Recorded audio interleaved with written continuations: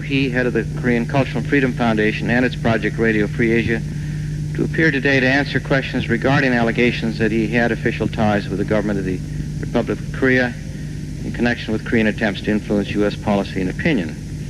Colonel Pak declined to appear voluntarily as a witness in 1976, and again this year. He's appearing under subpoena today. Colonel Pak, would you raise your right hand, please? You do solemnly swear that the testimony you are about to give to this subcommittee will be the truth, the whole truth, and nothing but the truth, so help you God? I do.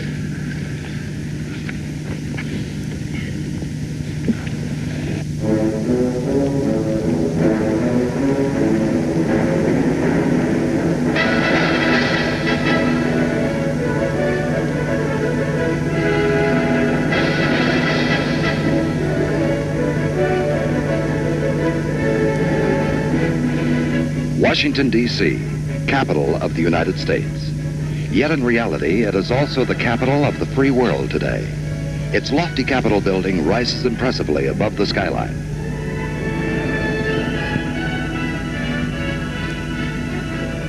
The statues of Thomas Jefferson and Abraham Lincoln stand as prominent landmarks. Washington is the universal symbol of democracy. This is the White House.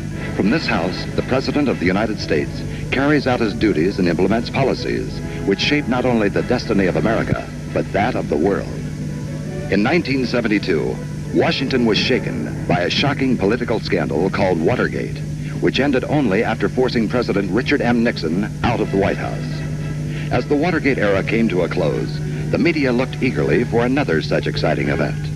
Enter Tongson Park, a Korean businessman accused of bribing the United States Congress. Unavoidably, this investigation focused on South Korea. Among the congressional committees investigating Koreagate was one headed by Congressman Donald M. Fraser, chairman of the House Subcommittee on International Organizations. He chose Reverend Sun Myung Moon and the Unification Church as targets upon which to make his mark. One may ask, why Reverend Moon? The answers are obvious. First, Reverend Moon is the most well-known Korean in the United States. And second, his religious views and anti-communist stand have generated controversy in many quarters. Therefore, he appeared to Mr. Fraser to be an ideal and easy target. Reverend Moon felt called by God to come to America. His purpose was to begin a new spiritual movement in America. During the next 5 years, his movement became a whirlwind. The initial welcome Reverend Moon received was heartwarming. In more than 800 American cities and towns, he was given honorary keys, citizenship, and letters of appreciation. In September 1974, at the Waldorf Astoria in New York City, Reverend Moon held a Day of Hope banquet. Distinguished guests from many fields gathered to mark the inauguration of yet another spiritual crusade. Here, Reverend Moon was introduced to the guests, and he received a most enthusiastic welcome. Mrs. Moon was also welcome.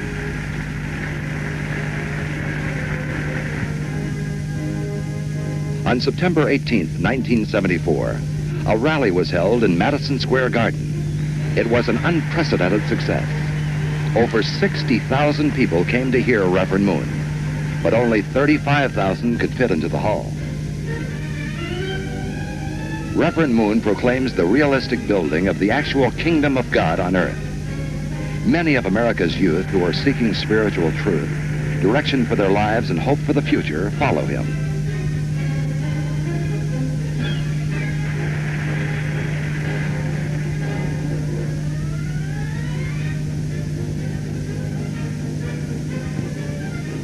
Reverend Moon's crusade soon spread to Washington, D.C., Philadelphia, Chicago, Atlanta, Seattle, San Francisco, and Los Angeles. And in every city, he raised the beacon of spiritual revolution. Finally, his crusade and this spiritual fire reached all 50 states. This is New York's Yankee Stadium. Here in 1976, on the occasion of America's bicentennial, Reverend Moon held the God Bless America Festival to congratulate the nation on the 200th anniversary of its independence. He prayed for God to bless America as it entered its 3rd century. He urged all Americans to uphold the founding spirit of America, the spirit of a God-centered America. Then, on September 18, 1976, he held the greatest religious rally in the history of Washington. Over 300,000 people gathered at the Washington Monument. It was here he proclaimed that America must continue its search for truth under the banner of one world under God. This spiritual movement, created by a man from Korea, has inevitably been taken as a threat by some established quarters. Moreover, the international communists and the leftists in America regard Reverend Moone's victory over communism philosophy as disturbing. As a result, from both left and right, Reverend Moone and the Unification Church have been harassed and persecuted. Some people wanted to block Reverend Moone and his movement. One such person who took advantage of this situation was Mr. Donald M. Fraser. Mr. Fraser follows a far leftist political line and is a well-known opponent of the Korean government. For him, Koreagate was a golden opportunity. He sought to link the Unification Church with the Korean CIA in order both to defame Reverend Moone and destroy the Unification Church in America. Also, he sought to embarrass the Korean government. In the process, he tried to create political capital for himself to use later in his campaign for the Senate. The morning of March 22, 1978, Chairman Fraser proudly interrogated the former Secretary of State, Henry Kissinger. That afternoon, he called Mr. Hi Pak, Special Assistant to Reverend Moone. In 3 open sessions and 2 closed, 5 sessions in all, Mr. Pak confronted the committee without fear. He gave his testimony not as one accused, but rather as the accuser. He defended his faith, the honor of Reverend Moone, and the reputation of his church. He defended his country, Korea, with passion, and fearlessly attacked Congressman Fraser's anti-Korea policy. I would like to make it clear that I have been resisting this investigation adamantly. Why? Not because I have something to hide, not because I'm afraid of any exposure, but because of the way this investigation was motivated and conducted, because of the lack of objectivity and a sensitivity to what kind of impact this investigation is making upon many innocent people, not only in this country, but around the world. Today, I'm indeed a citizen of the Republic of Korea, and I'm an immigrant to this great nation of immigrants. 4 of my 6 children were born in this country, and they are American citizens. Certainly, I have a loyalty to my heritage of Korea, but I owe my life to America. My loyalty to America is just as strong as that to my own country. Here I am today in the United States Congress, summoned by this august subcommittee on international organizations headed by you, Mr. Chairman. I stand here not as a proud witness, but more as the accused as an agent or spy of a foreign country, accused as a KCI agent, accused as a running dog of the foreign government. Nothing could be further from the truth. I know I have been none of those things. Then why am I here today? Why am I singled out? I do know one thing. I'm here today because I'm a Korean, disciple of Reverend Moone, and a member of the Unification Church, and a dedicated anti-communist. Korean, this word is a dirty word in these days, and everything Korean is suspect. Also, to be a Moonie in this country is very unpopular, and the cause for anti-communism is practically dead now. Yet I am all of those unpopular things. I may look like a fool, Mr. Chairman. I will not recant, however, any of those qualifications. I'm a proud Korean, a proud Moonie, and a dedicated anti-communist, and I intend to remain so the rest of my life. Yet this is not all.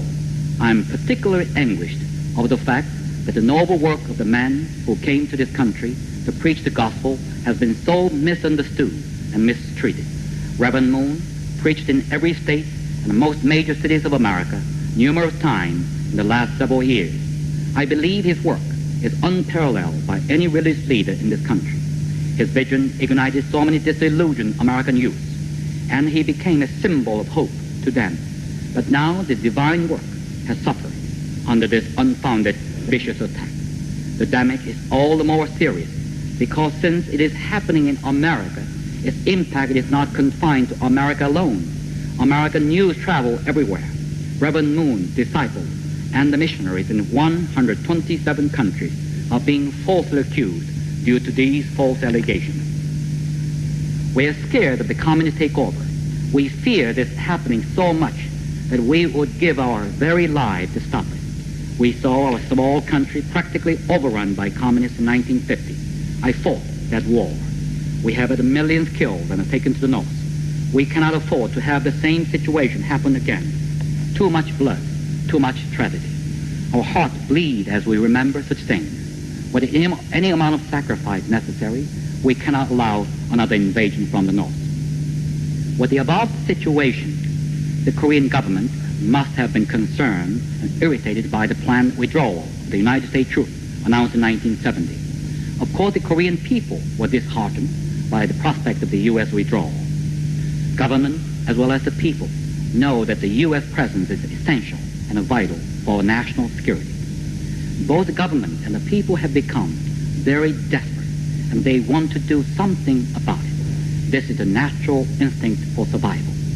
In a few more years, North Korea would not even dare to plan an outright attack on South Korea because the power difference between North Korea and South Korea would be so staggering. Was not the U.S.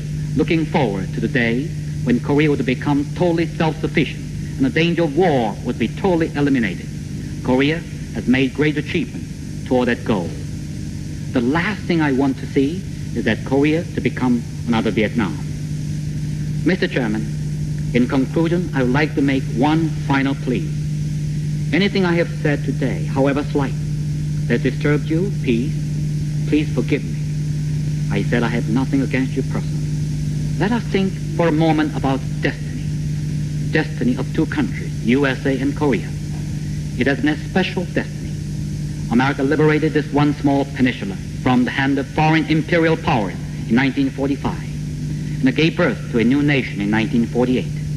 In 1950, the U.S., in the person of Harry S. Truman, committed to the defense of Korea from North Korean communist aggression. In 3 years, America lost more than 30,000 gallant men. Many more tens of thousands were wounded. Indeed, this indicates a special destiny. It is truly beyond human comprehension, and no man could have mapped out this course. It is God-inspired and preordained destiny, I believe. On the other hand, there are international forces dedicated to see to it that Korea would become another Vietnam.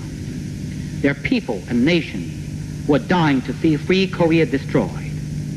These people are not just sitting around waiting, doing nothing. They're doing everything possible to guarantee this would happen.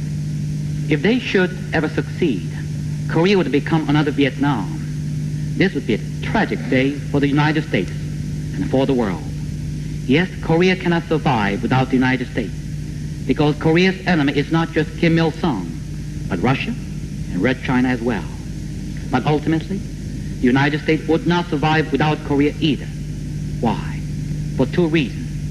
Korea is in a geographically strategic position and essential to the future freedom of the world. If Korea turns into a second Vietnam, there would be a third Vietnam that may very well be Japan. Then who would be the fourth Vietnam? This investigation has a quality to be used and exploited by our potential enemy, and it might permanently cripple the relationship of the two countries, thus pushing Korea one step closer to another Vietnam. And you are holding the two-edged sword in the palm of your hand, sir. Future history will record just how you use the two-edged sword. Mr. Chairman, there is an old Korean saying that goes, in trying to pull up the horn, you may kill the cow. And there is an American saying, you may win the battle, but lose the war. For God's sake, please uphold the God-inspired destiny of our two nations. I plead with you, sir, that you must win the battle and the war. Do not kill the cow while pulling at the horn.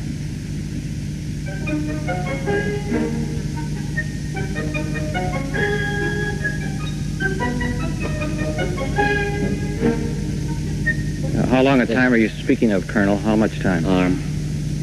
I know time is essence, and our prepared page is 23 pages. However, I made my conscientious effort to shorten as short as possible, bare minimum down to 15 pages. I even bought the stopwatches to measure the time.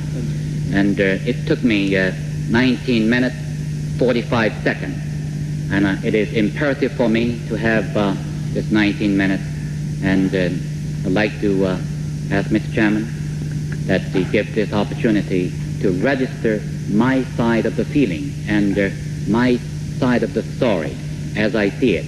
Because just answering, Mr. Chairman, your question, that does not bring out the truth that as we see it. Well, Colonel, I'm sorry if your answers to the questions don't produce the truth, but that's all we're trying to get at. We'll give you 5 minutes and no more. If you can make whatever points you want in 5 minutes, we'll be delighted to hear you. But 5 minutes, it seems to me, is entirely adequate in view of the enormous amount of time you've had already. Mr. Chairman, I would like to really plead you once again that I'd like to have this 19 minutes. Colonel, we're quite prepared to have your entire statement put in the record. You can just make your principal points in 5 minutes.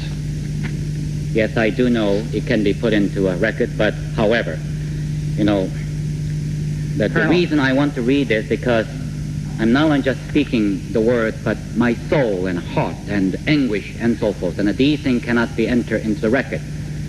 I'd like to... Colonel, if we don't have an agreement on the 5 minutes, I think we'll simply proceed with the questions.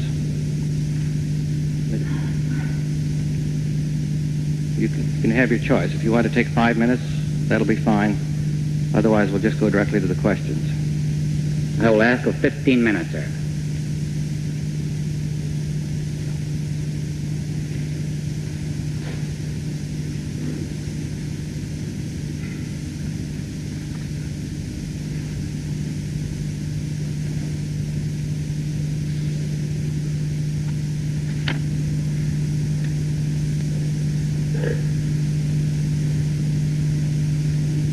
Well, I'll tell you what, Colonel, we'll split the difference. How's 10 minutes?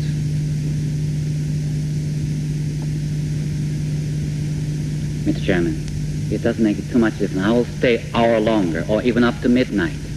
Could you kindly give me 5 more minutes? I said 15 minutes, even though it takes me 19 minutes, 45 seconds. All right, Colonel, start your stopwatch and we'll go for 15 minutes.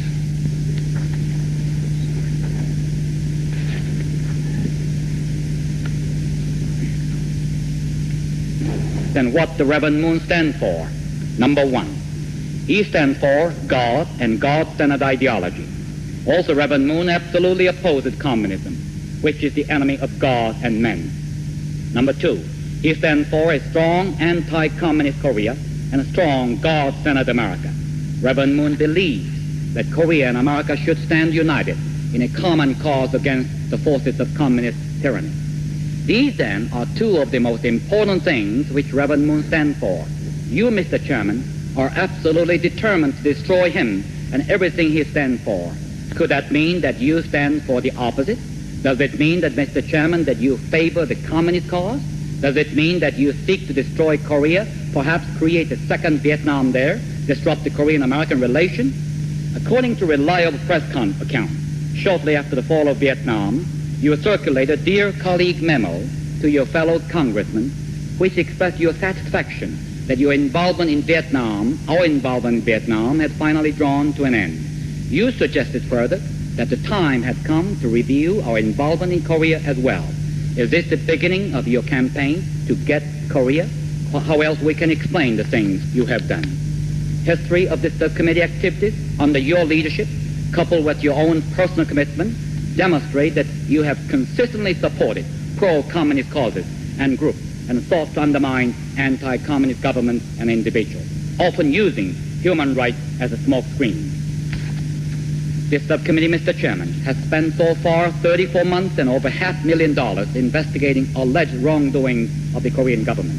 Yet you devoted only 1.5 days investigating the genocide in Cambodia, one of the most terrible human rights crimes in history.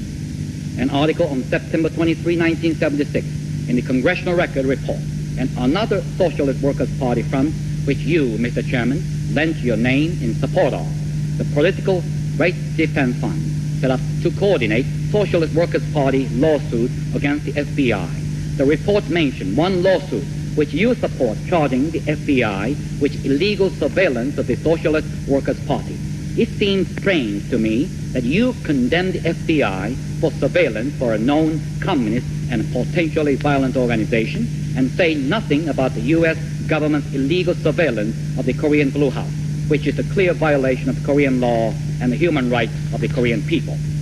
The most serious allegation against you, Mr. Chairman, was made by a former Polish communist intelligence operator, Jonas Kochanski, who defected to the United States. Walter Riley reports in a 1977 Dateline Washington that Mr. Kochanski, the defected head of several Polish intelligence networks and a director of the Department Poll living abroad, testified under oath that Representative Donald Fraser worked as an agent of influence on Capitol Hill for the Soviet Union.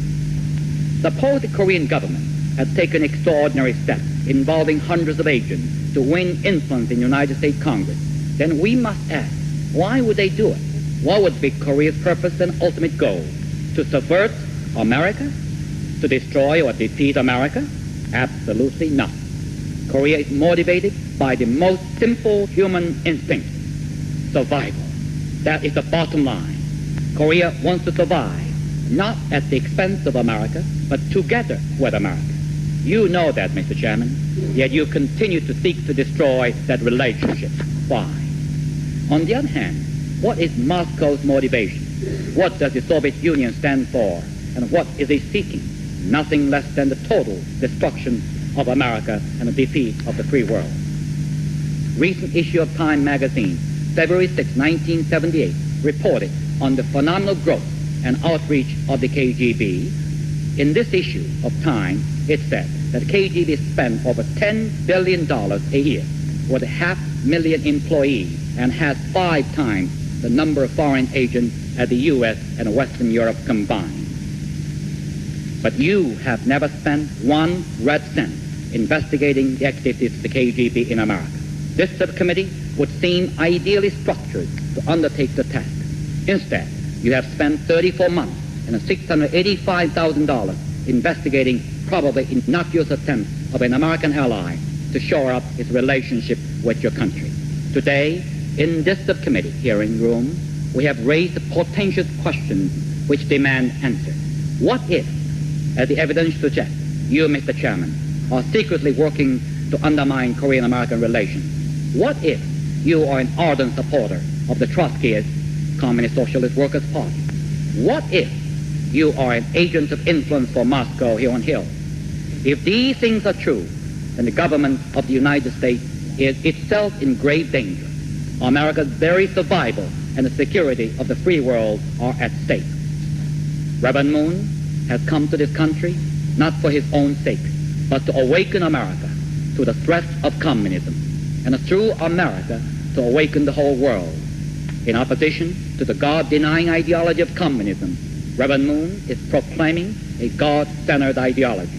His only goal is to inspire others to work together to build God-centered families, nations, and a God-centered world.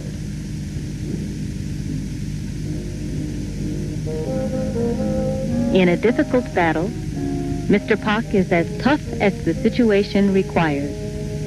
But at home, another side emerges.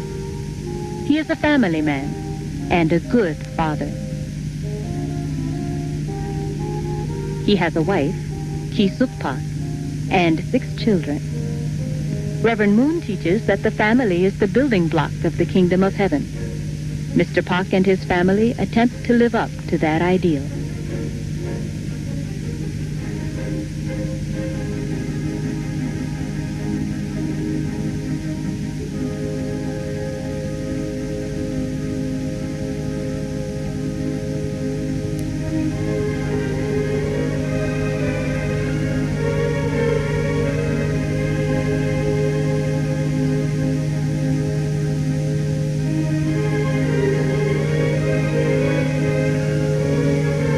In June 1950, when the Korean War broke out, Mr. Pak was a cadet at the Korean Military Academy. The very day the war broke out, he was sent to the front line to fight. 7 years later, in 1957, now a major in the Korean Army, Mr. Pak met Reverend Moon. In 1961, while a major in the Korean Army, Mr. Hi Pak was selected for diplomatic duties as the assistant military attaché at the Korean Embassy in Washington, D.C. In recognition of his outstanding service as a diplomat, he received a citation from the Prime Minister of the Republic of Korea. Hoping to spread understanding of the heart and culture of Korea, he brought the Little Angels, the children's folk ballet of Korea, to all corners of the globe. We are very honored to present a special holiday program of the Little Angels. This program is presented for the benefit of the United Nations Children's Fund. He was the only Korean to speak at the United Nations General Assembly Hall as a private citizen.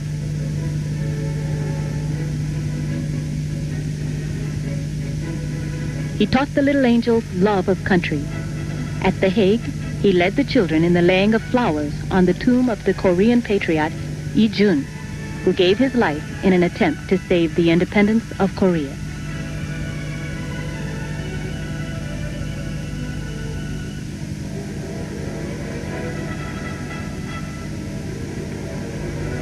In 1971, Mr. Pak and the Little Angels were invited for a royal command performance in the presence of Her Majesty the Queen of England in London. After the performance, they were guests at a special royal reception. But Mr. Pak's main mission is to spread God's word. He serves Reverend Moon as his special assistant and principal interpreter.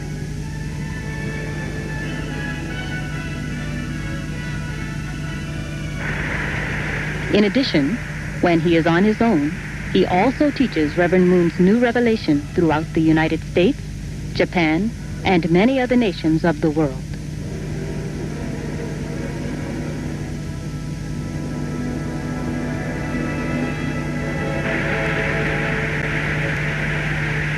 Often working all through the night at his quiet Washington office, he prepared for the fight at the Fraser hearing. He prepared not just his words, but also his soul. The real source of Mr. Pak's power is his faith. Faith instilled in him by the teachings of Reverend Sun Myung Moon, whom he regards as a modern-day prophet and spiritual father. He believes in the power of prayer, and he often prays together with his family.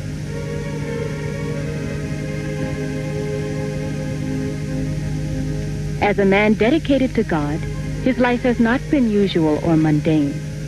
God has given him many rare responsibilities which he never anticipated or asked for. It seems to be destiny, for once again God gave him the responsibility to represent his nation, his faith, and his church at the United States Congress when they were unjustly attacked by the Congressional Committee.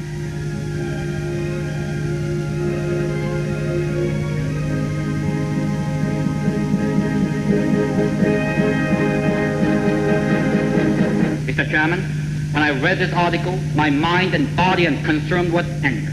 And I am Reverend Moon's disciple. Although I am an imperfect disciple, there's one thing that is absolutely sure. I do live by God's moral code and principle taught by Reverend Moon, and I shall continue to do so the rest of my life. Yet, my honor has been destroyed. You did it. What right do you have to destroy me? Is that your human right? Then where is my human right? Since I do not believe in an eye for eye, all I can do is pray for you. You shall surely reap what you have sown. This is a lie. You are the author of this information. And you gave this lie to the power of the United States Congress.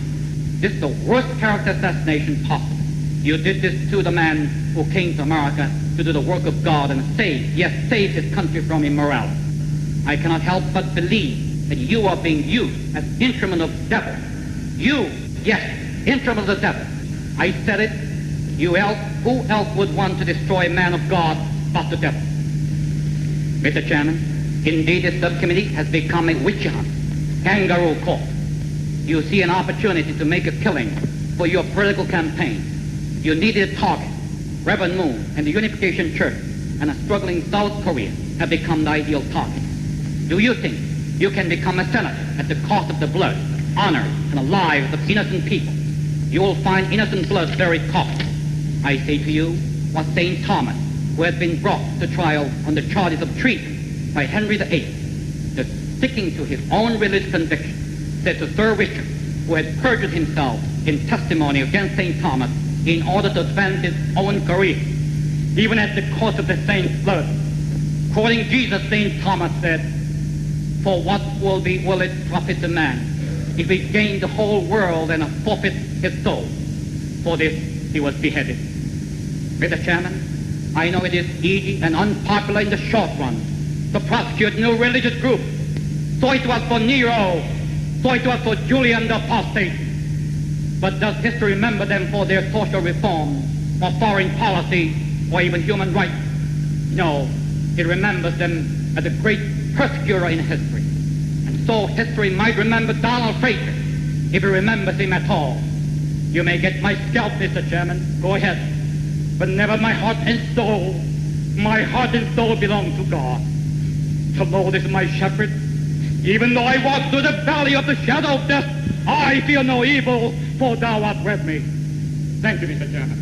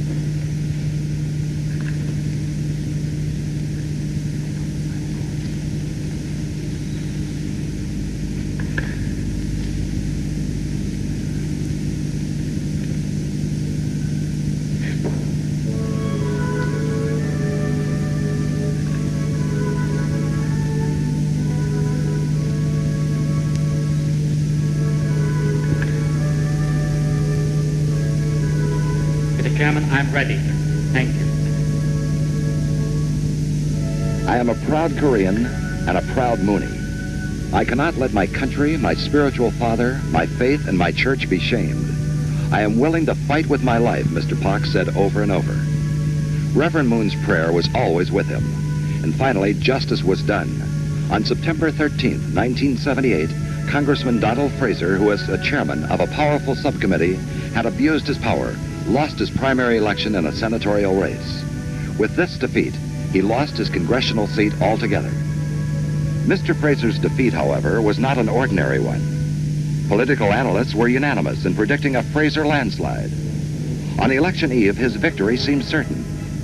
At midnight, the press declared Fraser victor. There was great celebration, and he went to bed happy. The next day, the early morning papers even declared in big headlines, "Fraser beats out Short." But during the night, a miracle had been quietly in the making. When Fraser woke up the next morning, he found that he had lost by a small margin. It was an unbelievable, upset defeat. Mr. Fraser's attempt to use Reverend Moon and the Unification Church for political gain backfired. In the end, truth prevailed. Shortly after Mr. Fraser's election defeat, the subcommittee issued its final report. The Unification Church was proven innocent, and Reverend Moon's honor was restored. In Seoul, Reverend Moon broke his long silence and asked his church to forgive Mr. Fraser and pray for his soul. But he also added, Mr. Fraser's defeat was more than political fortune. It was an act of